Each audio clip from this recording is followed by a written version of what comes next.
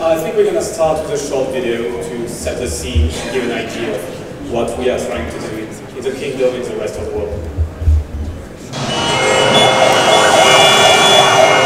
Urban mobility currently causes severe constraints to a city's economic growth and its population's quality of life. Urban air mobility and its electric flying vehicles will bring a sustainable alternative mode of transport for urban and intercity commute. And it is not just about eVTOLs. Eve is creating the infrastructure, services, fleet operations, and air traffic management for the whole ecosystem with our global partner network.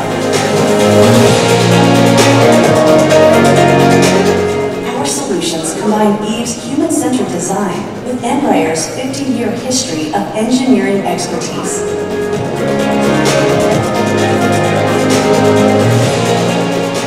For the last 25 years, Embraer has developed and certified more than 30 aircraft models. Eve has this expertise in its DNA.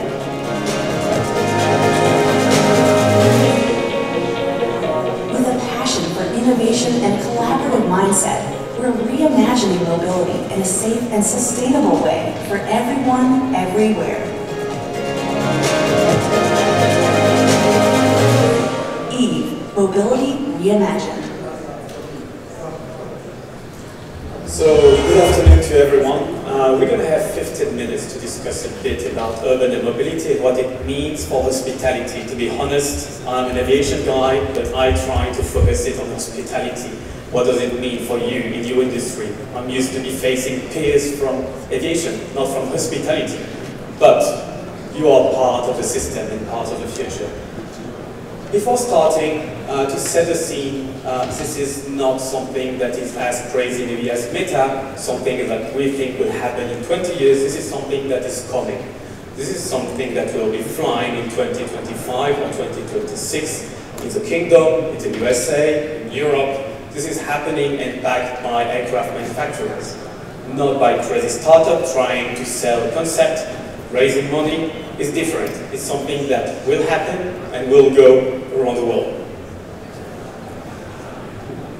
In the kingdom, the idea is really how we can connect the key touristic area. You have different ways in the business. You can focus maybe on the urban and mobility, how in Riyadh you can go from the airport to Qiddiya. But you can also focus on specific tourism areas in the kingdom or in other places of the world. This is coming back to mobility, sustainability, and how you can bring connectivity.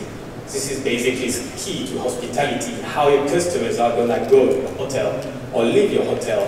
How can they have an experience around your hotel or go from one region to another. This is what you can bring with a new technology that is using air mobility, but a key challenge is how you can do it in a sustainable way.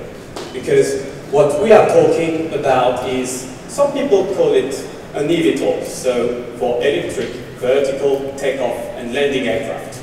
It's a bit of a boring name, but that's the best one that is fitting what we are trying to do. Some other people call it an electric taxi, flying cars. Flying cars is kind of true, but it's not reflecting the reality about safety and what we are trying to do. Compare it to an electric helicopter, true, but many differences. What are the main differences? You saw that in the hospitality industry or in cities, helicopters never had or managed to scale properly.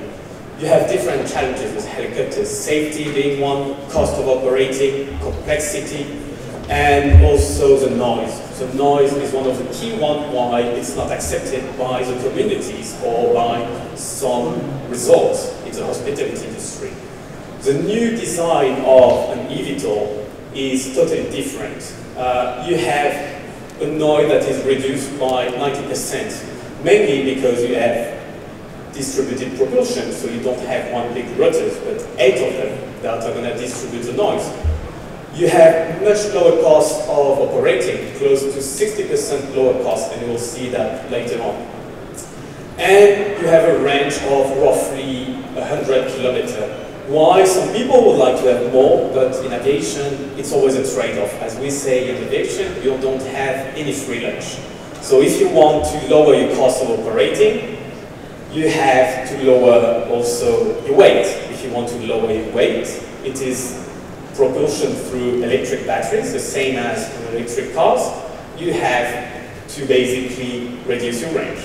There is no free lunch in aviation, so 100 kilometers is what we are targeting. And if you want to have an idea of how much will it cost, we're targeting roughly, when you're taking an Uber in the US, in Europe, or here in the Kingdom, it's roughly the same price that you would pay for a trip.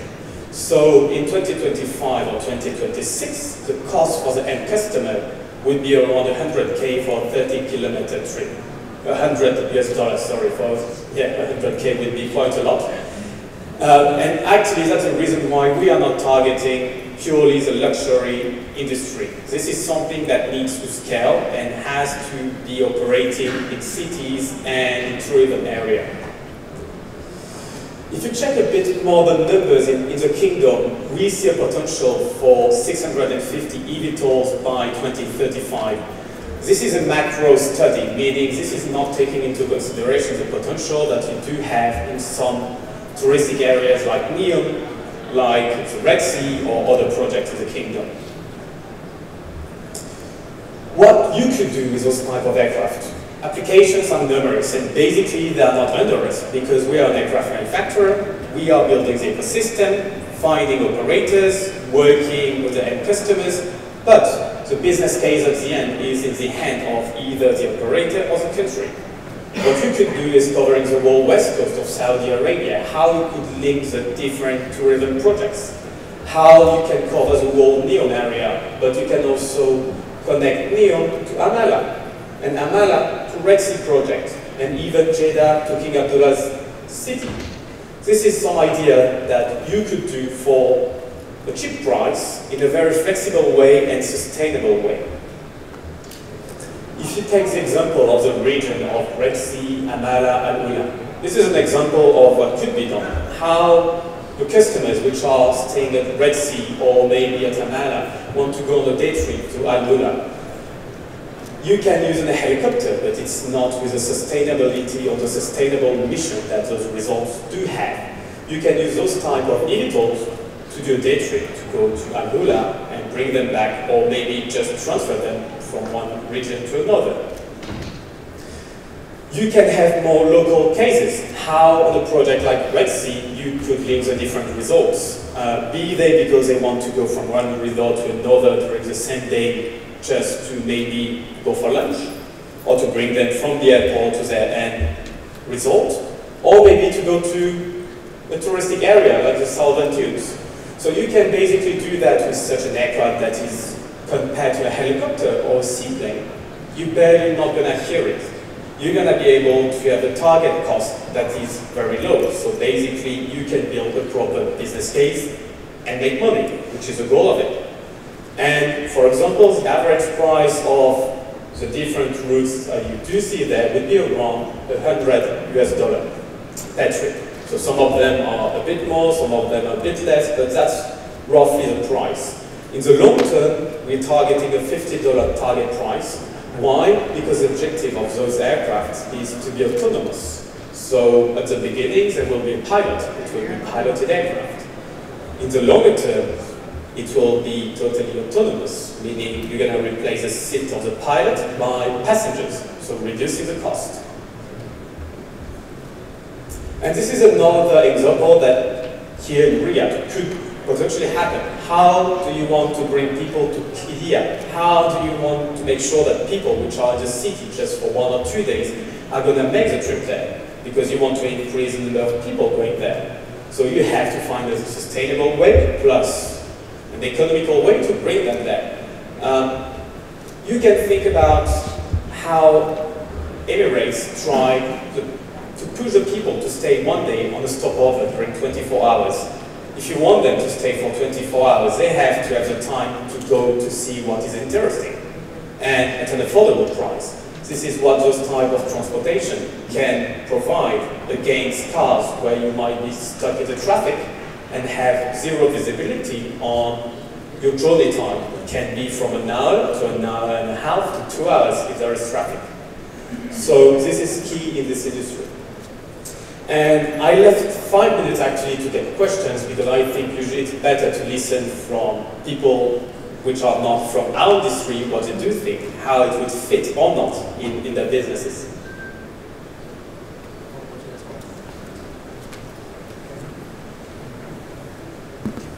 Thank you very much. Badr Rabia, PLF Projects. So quick question. Now, we see the concept. The concept is nice. Where are we in the implementation stage? How long will it take to be in the market? Can we see something with the pilots coming in very quickly? And then we see the autonomous? Or are you shooting for the autonomous immediately? That's one question.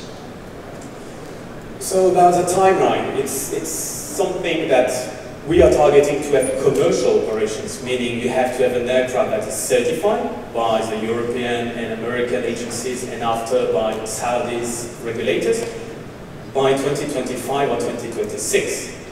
It means by 2026 you should have passengers pay for the service. So this is a target that we do have. Why do we start right now? It's because it's a different ecosystem compared to aviation. So you have to work a lot with the civil aviation authority here, what we are doing to bring the new regulations. This is not a helicopter, this is not an aircraft, and it's going to fly to areas where you currently don't have those type of transportations usually. So you have that to do. Same for the end customers or with the property developers. We work a lot with the property developers in the world about setting the infrastructures. So you have private companies who are ready to do that. Some property developers are ready also to invest in that because you're going to design a vertiport similar to a helipad, but you're going to be able to leverage this vertiport to get revenues out of it, the same way as an airport is making money. So it's something that will take many years, roughly 3 to 4 years to put in place. So the people or the companies or the country that want to be the first one potentially operating those aircraft have to jump in the game in the coming month because you need to create the ecosystem, create the business plan and find the right stakeholders which are ready to jump into that. I think I forgot your second question. If I can ask more, that's even nicer.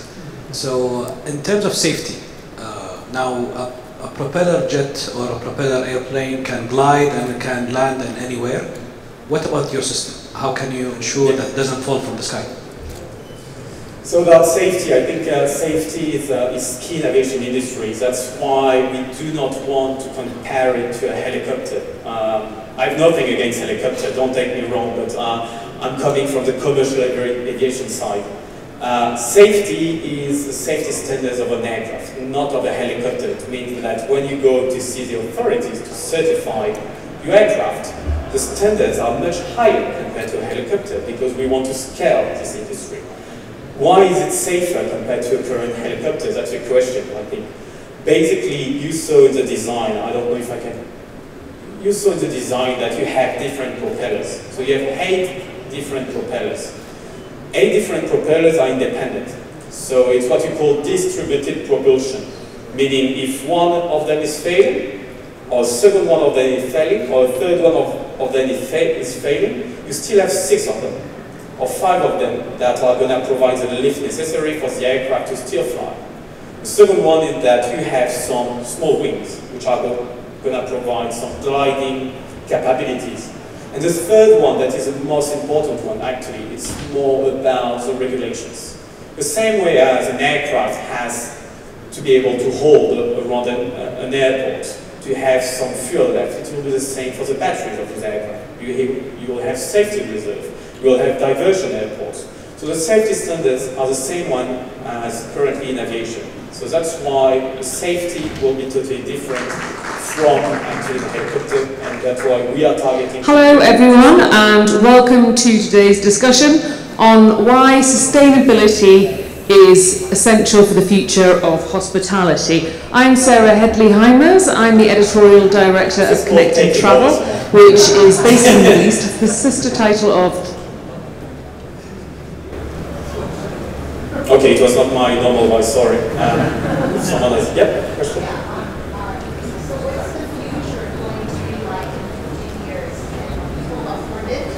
And And is there going to be an air traffic controller, or so we don't crash into each other, or how's this? So, yeah, the key is to be affordable.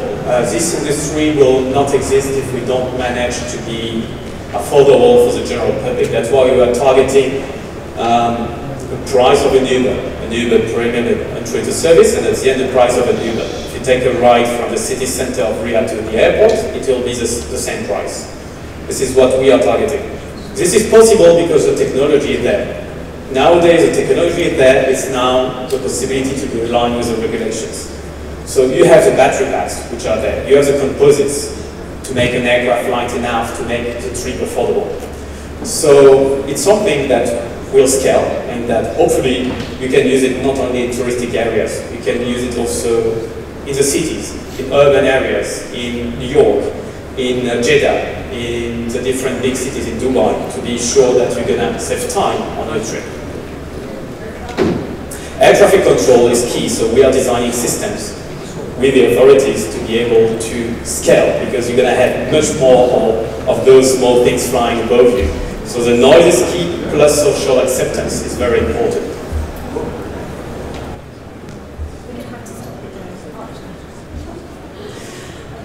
Victor, Thank you very much. Thank you very much. Sorry to cut you off.